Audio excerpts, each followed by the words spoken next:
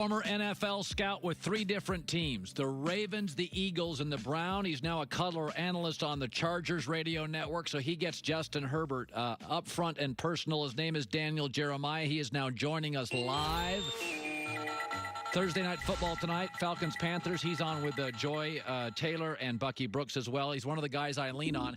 Oh, right. So, Justin Herbert. Joy and I watched the Rose Bowl, and we're like, how come everybody's picking this kid apart? Big, smart, strong, big, lively arm. Are you shocked, as a former scout for 3 teams, how good Herbert is now?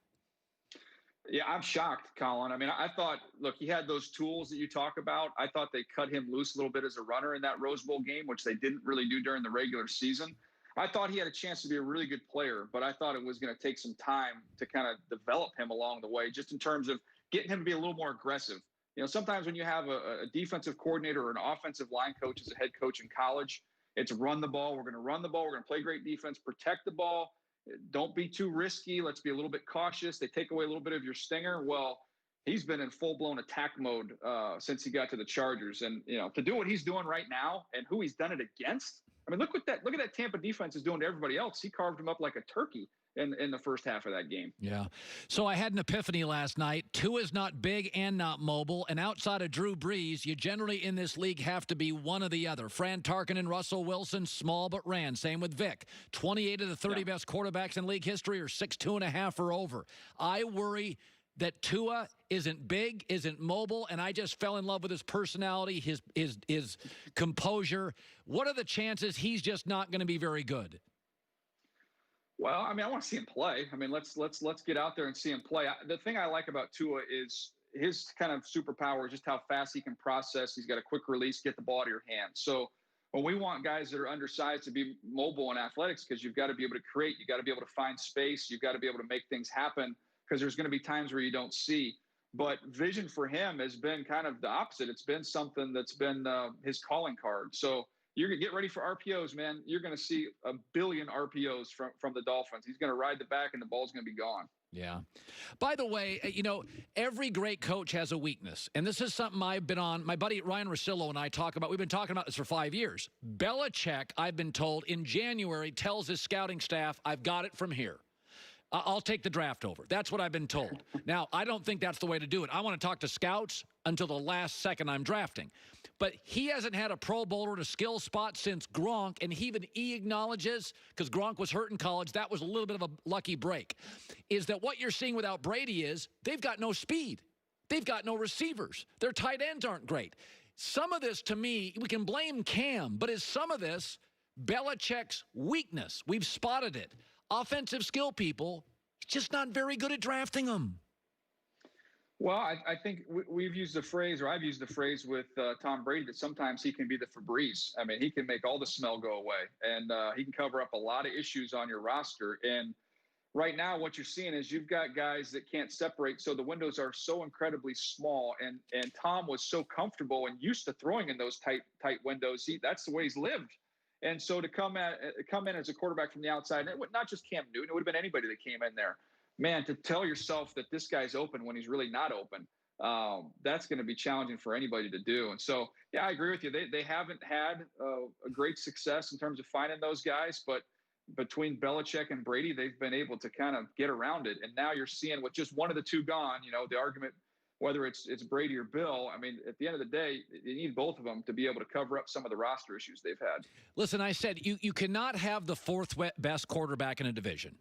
You don't have to have the best quarterback, but if you have the 4th best quarterback, you got it's time to get in the phone, call your scouts, and find another quarterback. I watched Burrow and Baker last week, and everybody goes, "Oh, Baker was great," and I'm like, timeout.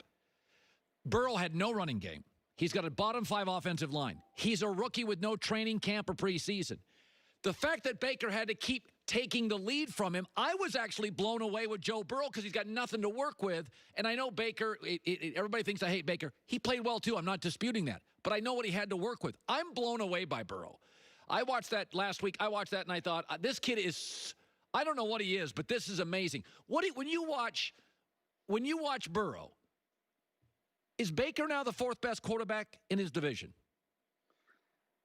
Yeah, I think you'd have to say that. Now, the thing is, obviously, Pittsburgh, we're getting towards the end of Ben. So, I mean, maybe Baker have a chance to move up a spot once Ben moves on. But, yeah, I mean, I thought Burrow was a better player coming out of college. I think Burrow's has shown more in his brief time than even Baker at his best. When we saw him early on, Burrow is doing some things that Baker he can't do. It's because Burrow is able to get deeper in progressions. He's able to do it quickly. Burrow's a better athlete than Baker to be able to extend plays. He's stronger.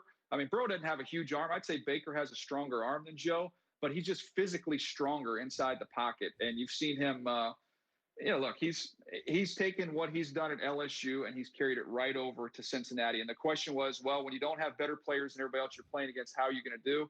And he's got them competitive each and every week, which is no small feat. Probably take Trevor Lawrence over Sam Darnold if you're the Jets. I get it. I totally do. But my question is, the Colts may go after a quarterback. Would you give Darnold another chance in the NFL if they move him? If you're the Colts and Chris Ballard and you got a lot of good stuff here, but you're not remotely athletic at quarterback in a league where that is now more important, do you think he's a guy that can work Darnold somewhere else? I would do it in a nanosecond. I would do it in an absolute nanosecond. If I was the Colts, if I was the Saints, if I was the Steelers, I would do it. I would do it if I was the 49ers, even with Jimmy Garoppolo. I would do it with those teams because where those teams are going to be traditionally picking, you're never going to see anybody like Sam Darnold. Sam Darnold's younger than Joe Burrow. I mean, he's just been in the NFL for a little while now. He's got some experience in a really tough situation. So I know that I know Adam Schefter had talked about the fact that he didn't think that Sam would fetch a 1 if they did end up taking Lawrence with the first pick. I just can't see those teams picking in the bottom of the first round with aging quarterbacks are going to have any better options than Sam Darnold. So I absolutely think the Jets could get a 1 for him, which then if you're the Jets, if you take Lawrence, you're going to have 4 of the top 33 picks in the draft. You can change your team real quick. Yeah. He was a scout for the Eagles and the Ravens and the Browns, NFL Network analyst, host of Move the Sticks podcast. Lean on him a lot, and he works with Joy on Thursday Night Football. They'll be doing their thing tonight. Daniel, it's great seeing you. Colin, I just want to tell you one thing. I talked to Klatt yesterday before he went on, and as calm, cool, and collected as he might be on the show, he's so nervous. I feel like I'm trying to give him inspiration and fire him up, and you can do this. You're going to be fine. And then he shows up, and he's got all the poise and the confidence. But I'm just telling you, it's a little bit of a facade. I want you to know that. Yeah. We all know that with Joe Klatt. It's obviously, I am his mentor, and he needs to seek more wisdom from me. Daniel Jeremiah, great stuff. If you're not ready to give up, want to feel more engaged, strong, and driven, visit mdriveformen.com today. And also, time to change your cell phone to Pure Talk USA. Unlimited text, unlimited talk, 2 gigs of data. $20 a month. Just grab your mobile phone now, unless you're driving. Dial pound 250 and say my name, Colin Cowherd. Dial pound 250 and say Colin Cowherd. Walker Buehler of the Dodgers. How about that last hour, the Herd?